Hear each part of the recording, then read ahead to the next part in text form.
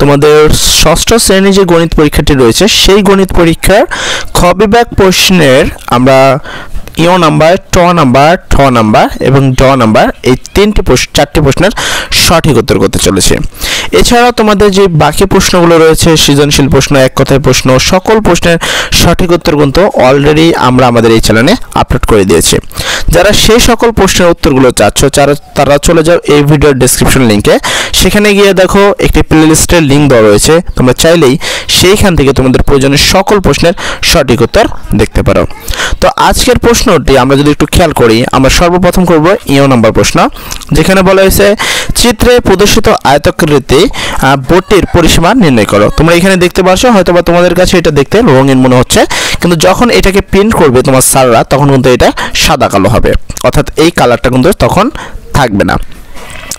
তো এখানে বোর্ডের পরিসীমা নির্ণয় করতে বলছে, যেখানে তুমি এটা একটা আয়তাকার বোর্ড, এখানে তার একটি দৈর্ঘ্য দেওয়া রয়েছে, যেটাকে বড় বলা হয় সেটা আসলে দৈর্ঘ্য, আর যেটা ছোট হয় সেটা হলো প্রস্থ। তার মানে এটা কিন্তু দৈর্ঘ্য দেওয়া রয়েছে আর এটা কিন্তু প্রস্থ রয়েছে। দৈর্ঘ্য রয়েছে x+5 মিটার আর প্রস্থ আছে 3 মিটার। এর পরবর্তীতে ট নাম্বার প্রশ্ন যেটা আমরা উত্তর করব, ট নাম্বার প্রশ্নের সঠিক উত্তর, এখানে একটা চিত্র দেখতে পাচ্ছ এবং বলা হয়েছে যে চিত্রে ABC সমদ্বিবাহু ত্রিভুজ, ডি বিসি বাহুর মধ্যবিন্দু, বিডি সমান 6 একক এবং এবিসি ত্রিভুজের ক্ষেত্রফল 48 বর্গ একক হলে এডি বাহুর দৈর্ঘ্য কত? এইটা একটা ত্রিভুজ এবং তার যেহেতু ক্ষেত্রফল দেওয়া আছে, অবশ্যই তোমাকে এইটার ক্ষেত্রফলের সূত্র জানতে হবে। আমি তোমাদের বলে দিই, ত্রিভুজের ক্ষেত্রফলের সূত্র কিন্তু হাফ ইন্টু ভূমি গুণন উচ্চতা। আমরা অবশ্যই অঙ্কটা আরো ভালো করে বুঝাবো। এখন আপাতত পরের দুইটা প্রশ্ন দেখি। আমরা এই চারটি প্রশ্ন উত্তর আজকের একটি ভিডিওতে করছি, তাই হয়তোবা ভিডিওটা একটু বড় হতে পারে, ধৈর্য ধরে দেখবা এবং প্রত্যেকটা স্টেপ ভালো করে বুঝবা, তোমাদের জন্য এটা অতি জরুরি। তারপর ঠ নম্বর প্রশ্নে বলা হয়েছে 60 থেকে ছোট মৌলিক সংখ্যাগুলোর মধ্যক নির্ণয় করো। এক্ষেত্রে 60 থেকে ছোট মৌলিক সংখ্যাগুলো তোমাদের জানতে হবে, সেগুলো হলো 2, 3, 5, 7, 11। এটা অবশ্যই তোমার মুখস্থ ছাড়া এটা সম্ভব না। 60 থেকে ছোট সংখ্যা, বিশেষ করে তোমাকে মৌলিক সংখ্যাগুলো মনে রাখতেই হবে। তারপর লাস্ট প্রশ্ন ঢ নাম্বার, যেখানে বলা হয়েছে একটি টি20 ম্যাচে বাংলাদেশ ক্রিকেট দলের ওভার প্রতি সংগৃহীত রান নিচে দেওয়া হলো। এখানে কিছু রানের একটা তুমি রাব দেখতে পাচ্ছ, একটি রান দেওয়া হয়েছে এবং বলা হয়েছে উপরের তথ্যের সাহায্যে একটা রেখাচিত্র অঙ্কন করো। এই হলো তোমাদের চারটি প্রশ্ন, যে চারটি প্রশ্নের সঠিক উত্তর আজকের এই ভিডিওতে আমরা করতে চলেছি। তো চলো সর্বপ্রথম আমরা ইও নম্বর প্রশ্নের উত্তরটি দেখে নিই।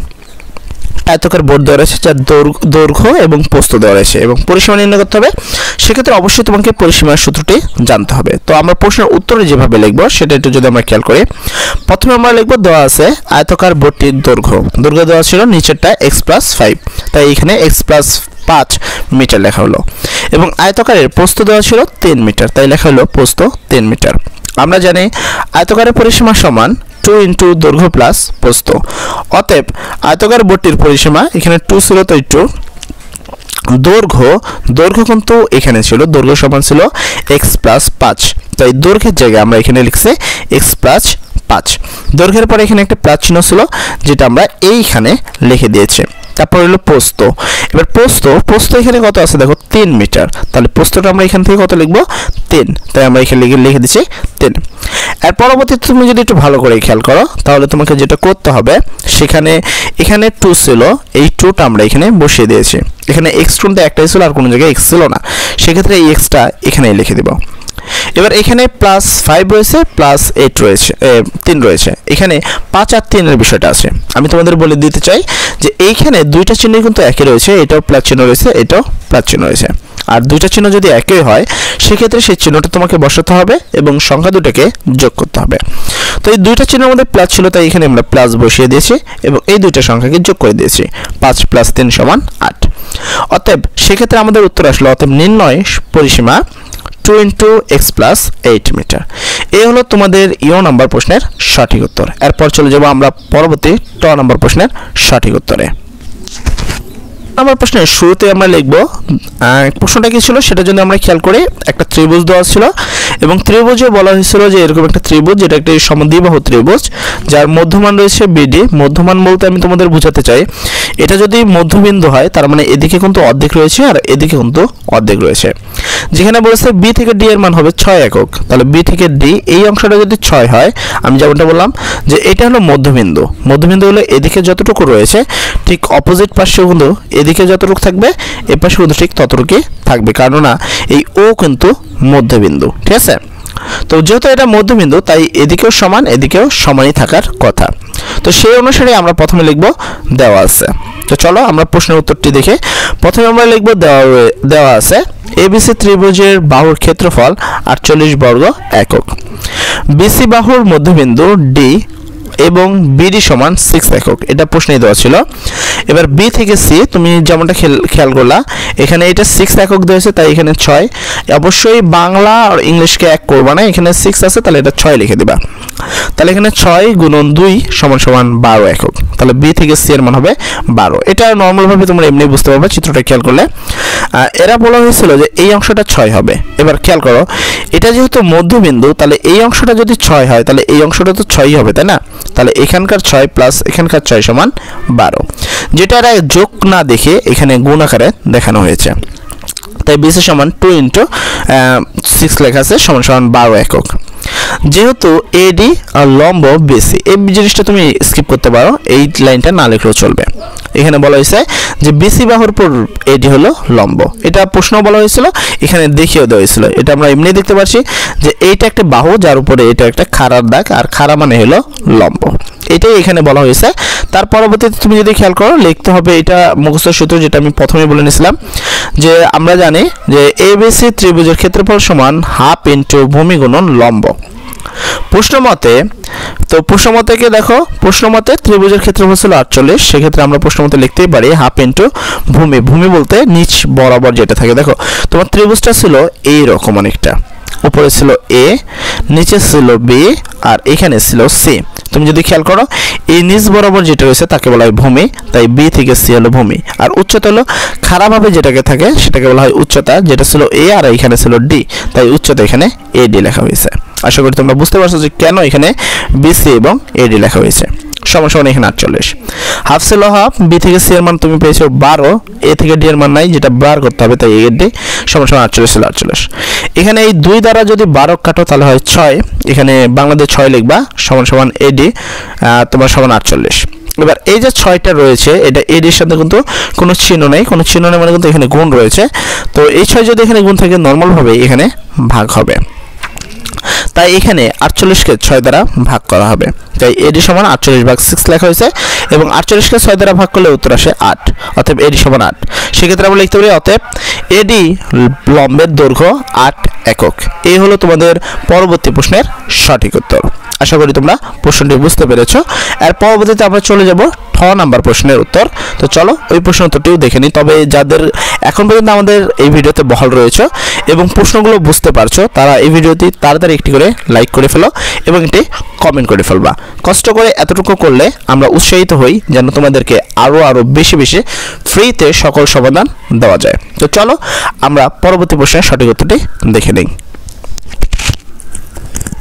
পরবর্তী তোমাদের প্রশ্নটা ছিল 60 থেকে ছোট মৌলিক সংখ্যাগুলোর মধ্যক নির্ণয় করো। সেক্ষেত্রে আমরা সমাধানে লিখব 60 থেকে ছোট মৌলিক সংখ্যাগুলো হলো, এখানে যে সংখ্যাগুলো আছে এগুলো মৌলিক সংখ্যা, তাই এইটা মুখস্থ ছাড়া তোমার কাছে অপশন নেই। তো এখানে 2, 3, 5, 7, 11, 13, 17, 19, 23, 29, 31, 37, 41, 43, 47, 53, 59 এই হলো টোটাল 17টি সংখ্যা রয়েছে এখানে। এই সংখ্যাগুলো অবশ্যই তোমাকে মুখস্থ করতে হবে। এবার মধ্যক এই 23 কেন হলো সেক্ষেত্রে আমি বলি তোমাদের কাজ হলো এই পার থেকে আর এই পার থেকে বাদ দিয়ে আসা, যেই সংখ্যাটা অবশিষ্ট থাকবে সেটা হলো মধ্যক। তো এদিক থেকে যদি এটা কাটি আর এই 2 কাটি, এদিক থেকে যদি 3 কাটি, এদিক থেকে 53 কাটি, এভাবে কাটতে কাটতে এদিকে চলে যাবে 6টা সংখ্যা কাটা, এখানেও চলে যাবে 6টা সংখ্যা কাটা, থাকবে শুধুমাত্র এই কাটা গেলে থাকবে শুধুমাত্র এই 23, তাই এখানে উত্তর হবে মধ্যক সমান 23। এখানে 23 উপাত্ত সমূহকে সমান 2 ভাগে বিভক্ত করেছে, সুতরাং 60 থেকে ছোট মৌলিক সংখ্যাগুলোর মধ্যক হবে 23। এই হলো তোমাদের পরবর্তী 6 নম্বর প্রশ্নের সঠিক উত্তর। এর পরবর্তী লাস্ট প্রশ্নের সঠিক উত্তর হলো ঠ ঢ নাম্বার। এই প্রশ্নের সঠিক উত্তরটা আমরা এখনই করে দেব। তার আগে আরেকবার তোমাদের জানিয়ে দিতে চাই, তোমাদের সৃজনশীল প্রশ্ন থেকে সকল প্রশ্নের সঠিক উত্তর অলরেডি আমরা আমাদের এই চ্যানেলে আপলোড করে দিয়েছি। যারা সেই প্রশ্নগুলোর সঠিক উত্তর চাচ্ছ তারা চলে যাও এই ভিডিও ডেসক্রিপশনে, যেখানে গিয়ে একটি লিঙ্ক পাবে একটি প্লে লিস্টের। সেই লিঙ্কের মাধ্যমে তুমি চাইলে তোমাদের সকল প্রশ্নের সঠিক উত্তর, সর্বোচ্চ উত্তর একবারে ফ্রিতে সকল প্রশ্ন দেখে নিতে পারো। তো চলো পরের প্রশ্নের উত্তরটি দেখে নেওয়া যাক। টি20 ম্যাচে বাংলাদেশ ক্রিকেট দলের ওভার প্রতি সংগৃহীত রান নিম্নে উল্লেখ করা হলো। প্রথম ওভারে 6 রান, দ্বিতীয় ওভারে 12, তৃতীয় ওভারে 10, চতুর্থ ওভারে 3, পঞ্চম ওভারে 7 এবং ষষ্ঠ ওভারে 15। এইটা ছিল তোমাদের প্রশ্ন এবং যেখান থেকে আমাদের লিখচিত্র অঙ্কন করতে বলা হয়েছিল। তোমাদের জানিয়ে দিই, ভিডিওটা একটু বড় হচ্ছে, তোমাদের এখন পর্যন্ত দেখার জন্য সবাইকে ধন্যবাদ জানাই, কেননা এতটা ধৈর্য আসলে অনেক বড়। তুমি যে একটা ভালো স্টুডেন্ট তার একটি অবশ্যই তার একটি প্রমাণ এটা যে তুমি পড়াশোনাকে অবশ্যই মোটামুটি হলেও ভালোবাসো, না হলে এই পর্যন্ত তুমি ভিডিও দেখতে না। তো চলো, এখন পর্যন্ত যারা ভিডিও দেখেছো তারা আসলে গুড স্টুডেন্ট, তাই সবাইকে আমি অবশ্যই রিকমেন্ড করব নিচের কমেন্ট সেকশনে গুড লেখার জন্য। তো চলো এবার দেখো, এখানে আমরা বলবো উপাত্তগুলোর সাহায্যে একটি রেখাচিত্র অঙ্কন করো। এটা ছিল তোমাদের প্রশ্ন। আমরা সমাধানের শুরুতে লিখব, ছক কাগজের আনুভূমিক রেখা x অক্ষ বরাবর প্রতি 5 বর্গ ক্ষুদ্রতম বর্গ পরস্পর একটি বিন্দুকে ওভার এবং উলম্ব রেখা y অক্ষ বরাবর প্রতি 2 বর্গ ক্ষুদ্রতম বর্গ পরস্পর একটি বিন্দুকে রান ধরে লেখচিত্র অঙ্কন করি। আর পরবর্তী এইখানে তুমি একটি রেখাচিত্র অঙ্কন দেখছো, এটা তোমাকে একটি গ্রাফ পেপারে করতে হবে এবং সেই গ্রাফ পেপারে কিন্তু এই সমাধানটা করতে হবে। ওভারে যে রানগুলো রয়েছে সেটাকে অবশ্যই তোমাকে নিচে লিখতে হবে এবং তোমাদের যে রানের সংখ্যা সেটা কিন্তু খারাপভাবে উপরে লিখতে হবে। আশা করি তোমাদের বোঝাতে পেরেছি। এর পরবর্তীতে তোমাকে বিন্দুগুলো বসিয়ে এরকম একটি রেখা অঙ্কন করে নিতে হবে। যারা গ্রাফ পেপারে বিন্দু বসাতে পারো না তারা এই কমেন্ট সেকশনে তাড়াতাড়ি বলো, তাহলে অবশ্যই যদি বলো যে না ভাই আমরা পারি না এবং কমেন্ট সেকশনে আমি যদি না এই প্রশ্নটা অনেক কয়েকবার দেখি, তাহলে অবশ্যই তোমাদের জন্য একটি গ্রাফ পেপারে নিজের হাতে বিন্দু বসিয়ে তোমাদের শিখিয়ে দেবো যে কিভাবে একটি গ্রাফ পেপারে এই বিন্দুগুলো বসাতে হয়। সর্বোপরি কথা, আজকের ভিডিও এ পর্যন্তই ছিল। সবাই ভালো থেকো, সবাই পরীক্ষা অনেক ভালো রেজাল্ট করো। আমি চাই সবাই যেন অনেক অনেক অনেক ভালো স্টুডেন্ট হও। সবাই ভালো থাকো। আসসালামু আলাইকুম।